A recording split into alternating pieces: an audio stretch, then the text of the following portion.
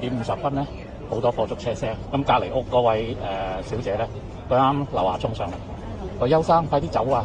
燒咗4、5、6座啦。我哋住第3座，唔好意思。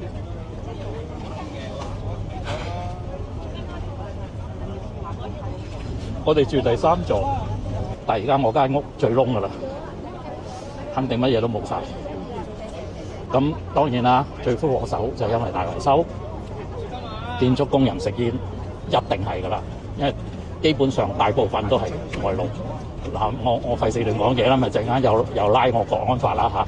個工程進度好慢，一路都拖慢，到而家我哋其實第3座都未做，但係新聞講話差唔多完成，呃人嘅，1年後都唔會完成。見到口煙開工，我嘈㗎。我話你食少一陣煙得唔得啊？你唔好食煙啦，好危險㗎咁樣咯。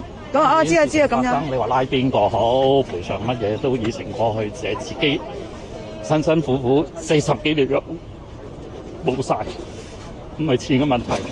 將來點唔敢諗啦，冇諗要。